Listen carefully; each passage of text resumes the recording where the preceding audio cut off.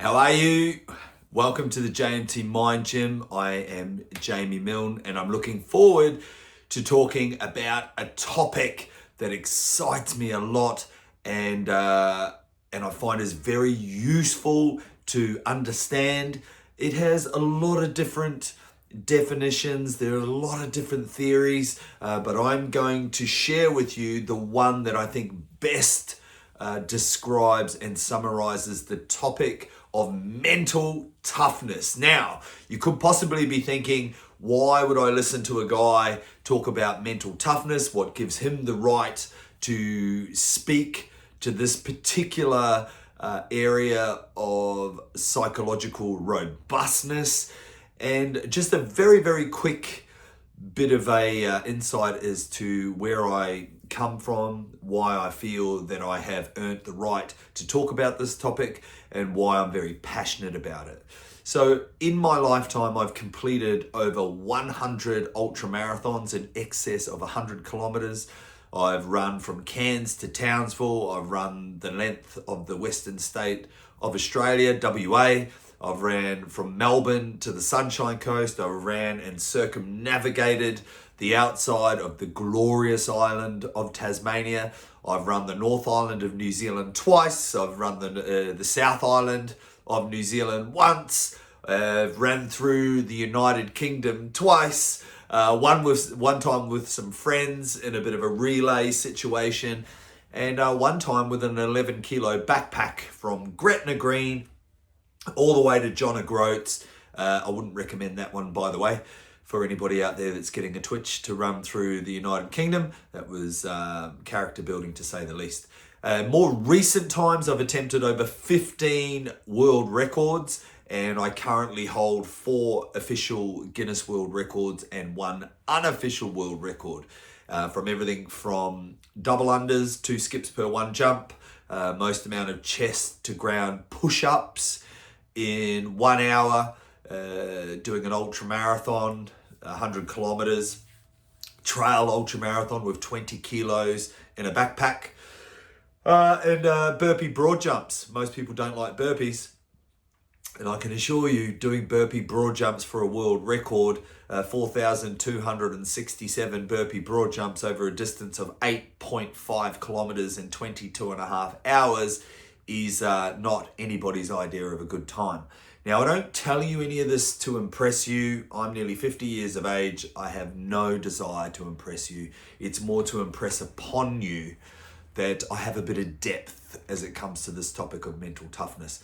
Also backed with a formal education and quite potentially an upcoming PhD with the thesis being in mental toughness or resilience. So enough about me and more about the topic.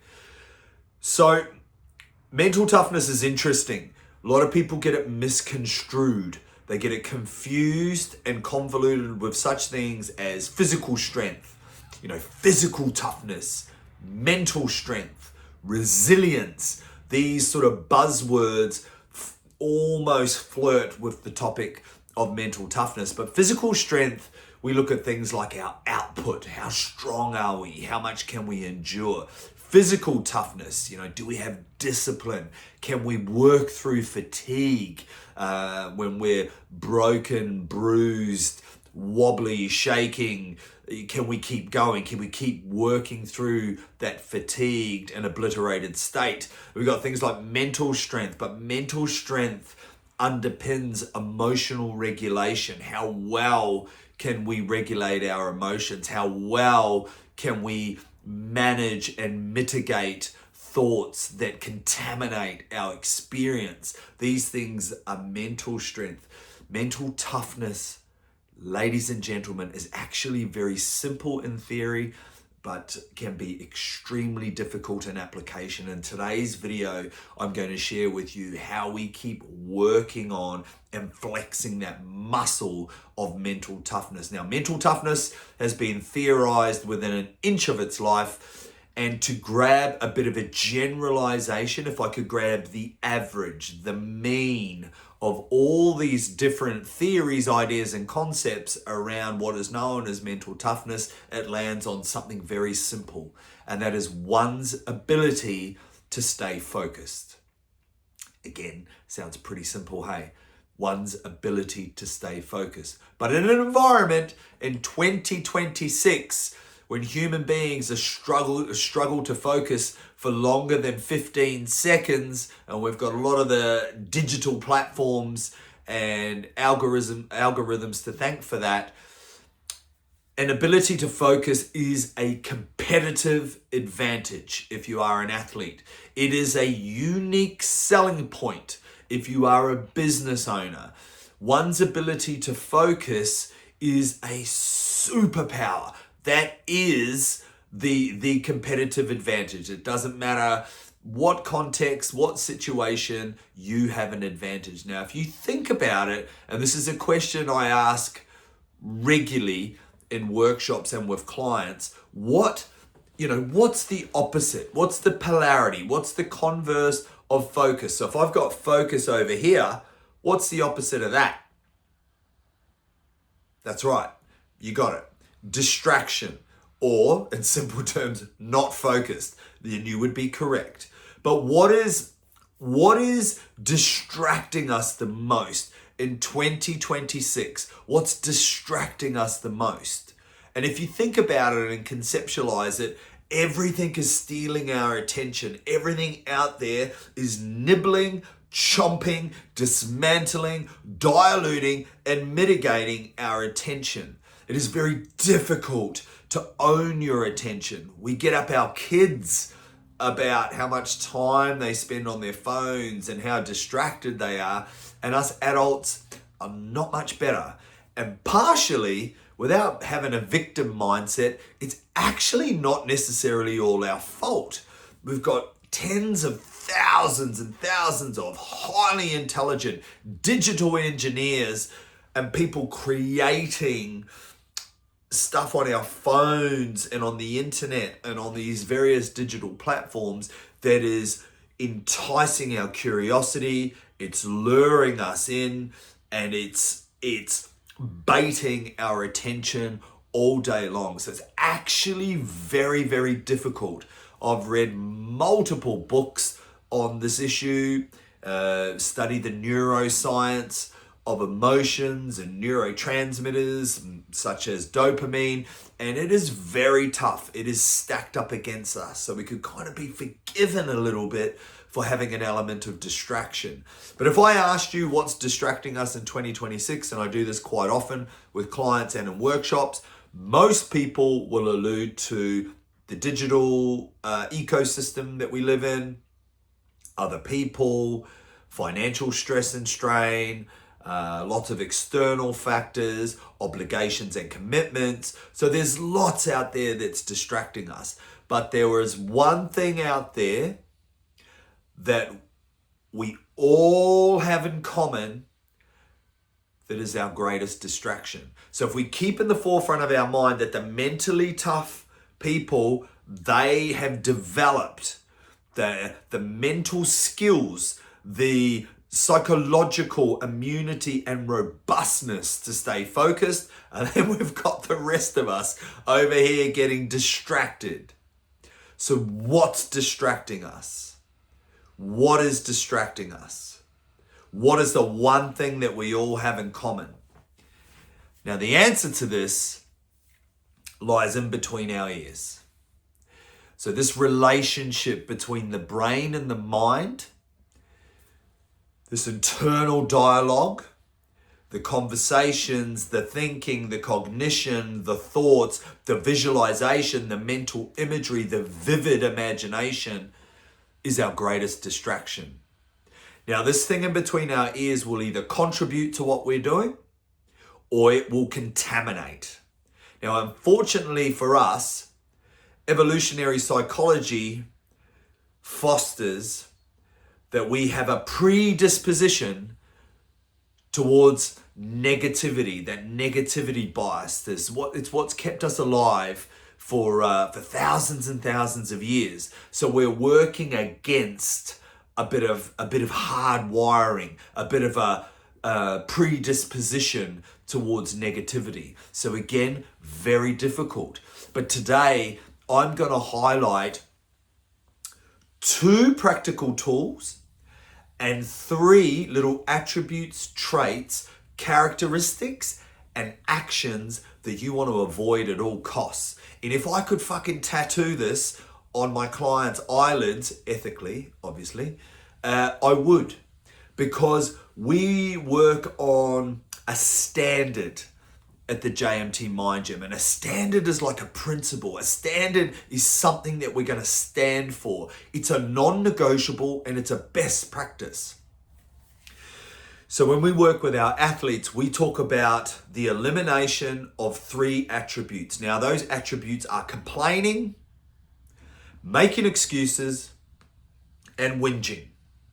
And if I simplify this and rationalize it, if I'm complaining, if I'm on the rugby field and which I'm not by the way, but if I'm on the rugby field and I'm complaining to the referee about a decision that the referee has made, what am I not doing?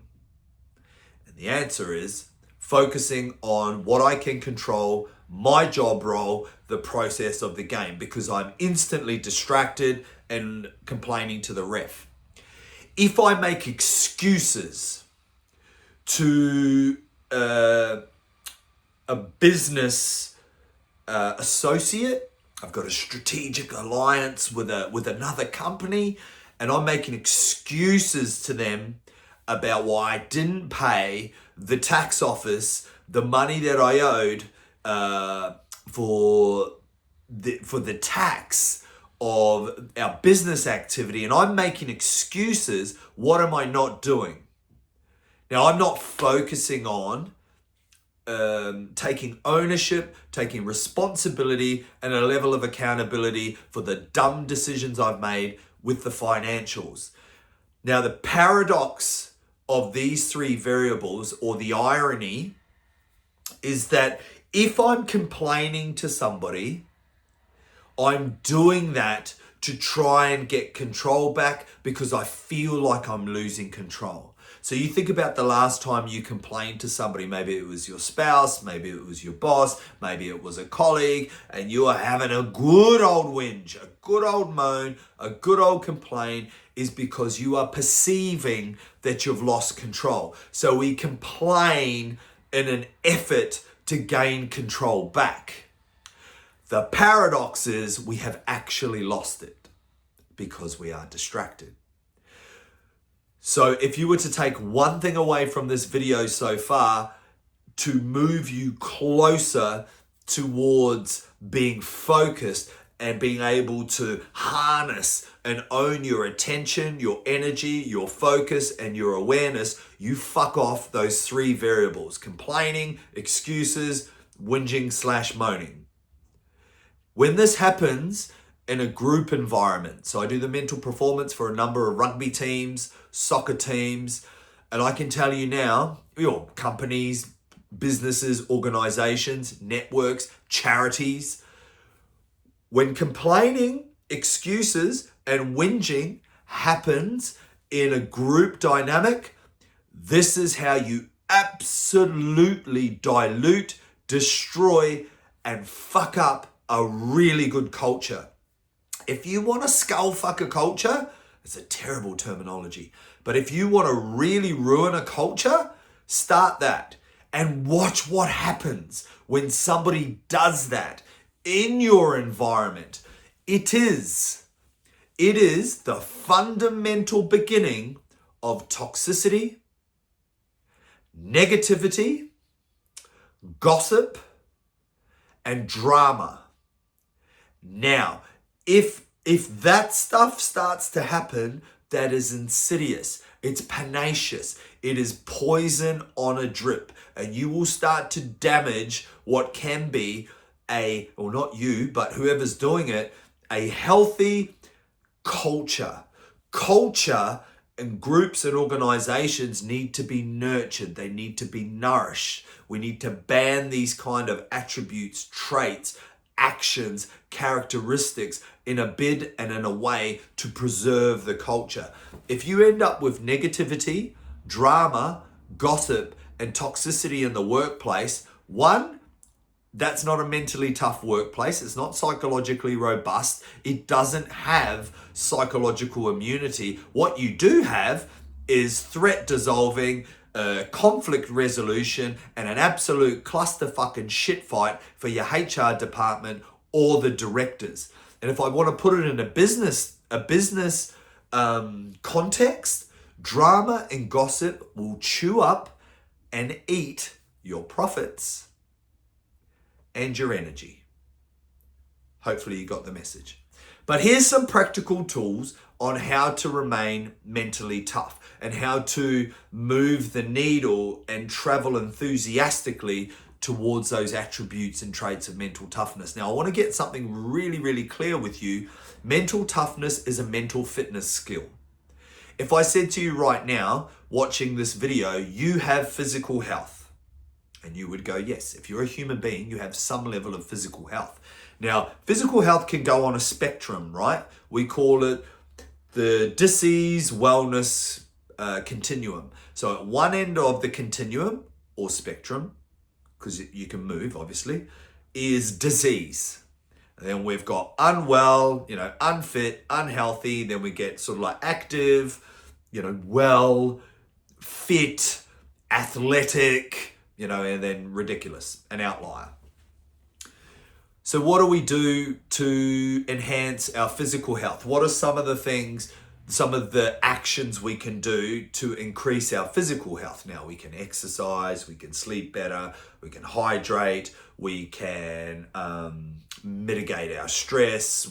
There's lots of things that we can do. Zone 2 training, anaerobic lactate training. We can go to CrossFit, we can go to boxing, we can, there's fucking who's who in the zoo. You can do whatever you like. And that increases our physical health. Now, mental health is the same. If you are a human being, you have mental health. And we've got a similar spectrum. We've got fucked down here.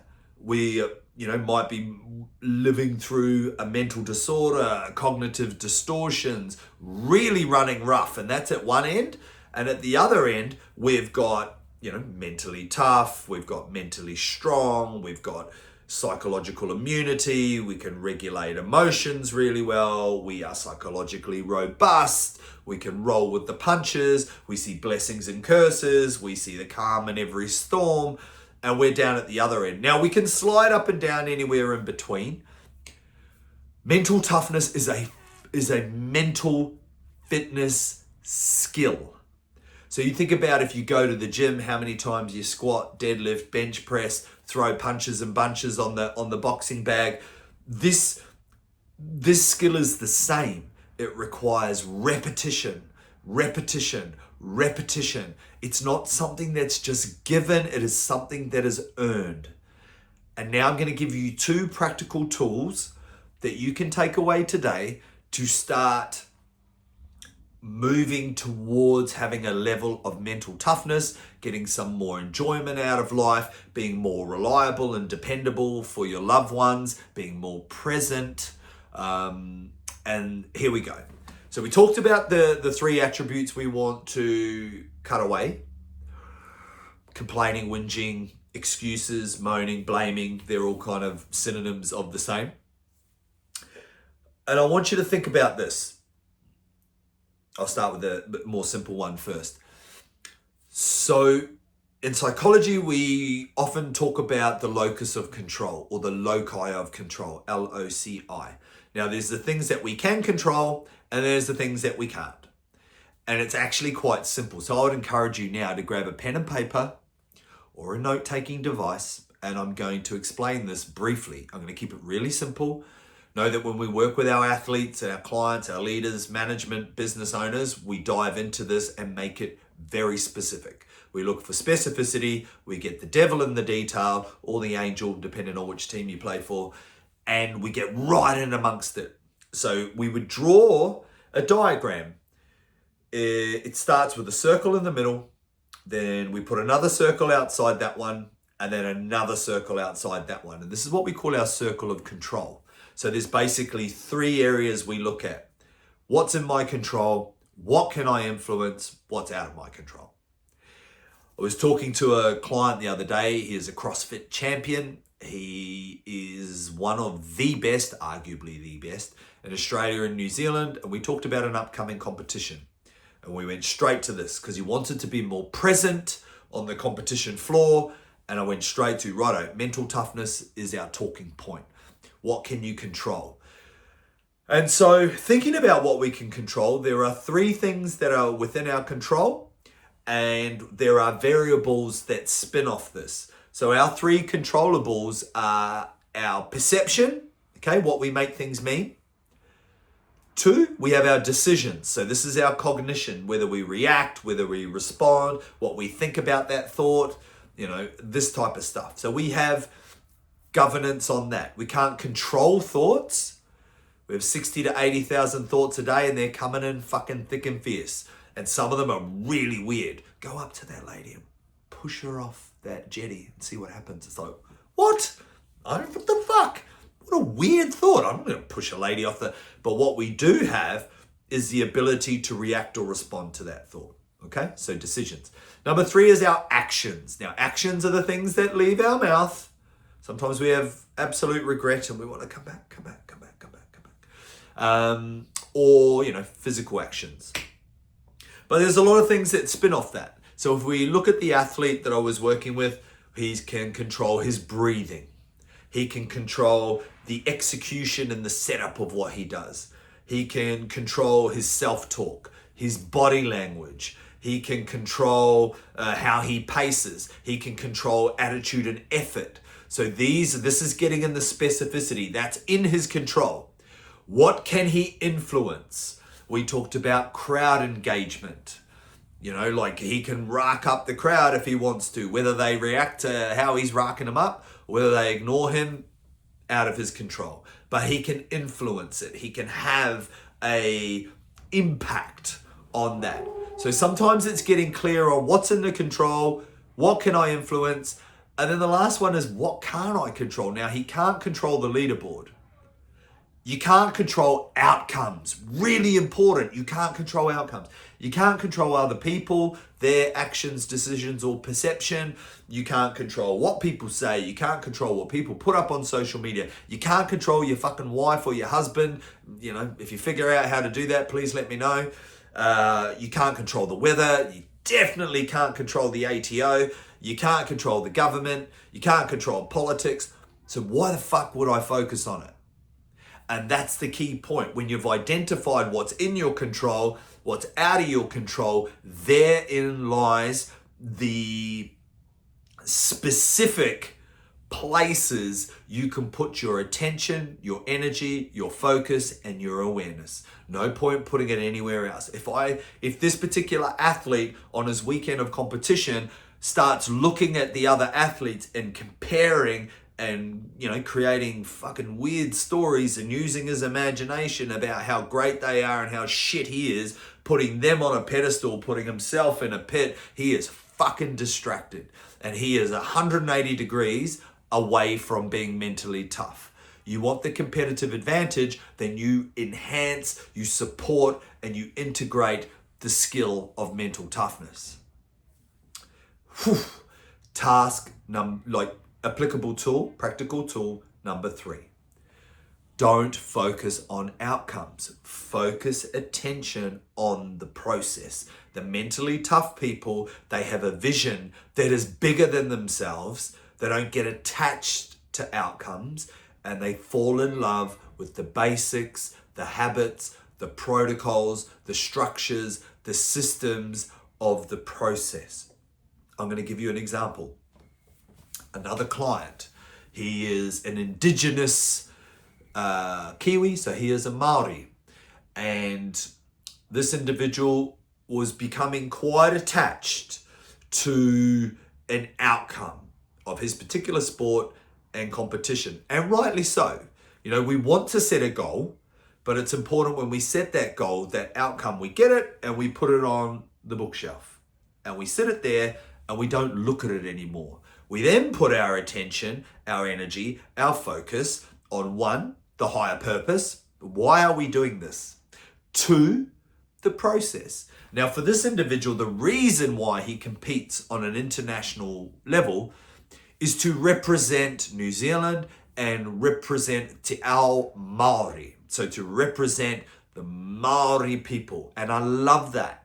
That's the higher purpose. The competition is the stepping stones to get there, but the higher purpose, the greater meaning of what he's doing is to represent Maori. Love it. But what happens is, organically and inherently humans, we get attached to the outcome. And this is how we unattach it, so we can be more mentally tough. And I told a story about recently, I went back to New Zealand to a marae. Now on a marae, we all share food, and I remember doing it as a kid. Now all the kids get to sit on their own table. And when all the kids sit on the table, they get lollies, they get chips, they get fizzy drinks. Got to eat the meat and veg as well. And then we get pudding. And I remember I was a little chubby kid when I was really little, and I used to love steamed pudding. And now I saw another kid, and if a duck quacks, it's a fucking duck, was a bit steady in the breeze. So he was carrying a bit of weight. And he had steamed pudding, custard, cream, ice cream, making me hungry, and quite a generous serving, I might add. And it kind of warmed my heart, because I thought, oh yeah, that was me too. I would be trying to go back for seconds. And I said to my client, this kid's so attached to the steamed pudding. He loves steamed pudding. I could tell he loves steamed pudding. And I'm like, how? And I asked my client, how would you take that steamed pudding off that child? There's only one way you can take that steamed pudding off that child. There's only one way. I couldn't be convinced otherwise. How would you take a steamed pudding off a kid that fucking loves steamed pudding? My client said, bro, I don't know. I think I'd just take it off him.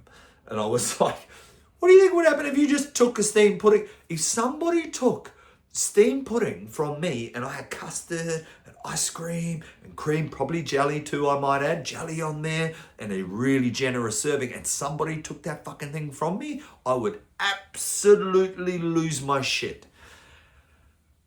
And so we're both laughing, and I said, there's only one way you take steamed pudding away from a kid that loves steamed pudding. To break the attachment to that steamed pudding, do you know how you do it? What do you think? This is how you do it. You take the steamed pudding away and you give them a much bigger serve of steamed pudding. You grab one of the adults' serves of steamed pudding, replace the attachment to that other steamed pudding, and give them something bigger to focus on. Give them something, double the serving, magnify the serving, make it bigger. You are not going to get any complaints, because the kid that loves the steamed pudding sees he's got a bigger steamed pudding, which is a great little metaphor for don't get attached with the immediate outcome, trying to get on the podium, trying to win, trying to make a sale in business. Don't lose sight of your higher vision and the higher purpose of what you're doing, and work your way back. Fall in love with the process, fall in love with the journey, and that gives you something to focus on that is right here, right now, and all you need to do is go, I'm here, it's now, what's next? What's the next little step? What's the next practical step? And we put our focus, we put our attention, we put our awareness, we put our energy there. And that is what the mentally tough people do. I hope this video has been helpful today. I've loved doing my second long form video. If you really like this video, mental toughness, please subscribe. I'm just a small business owner trying to expand.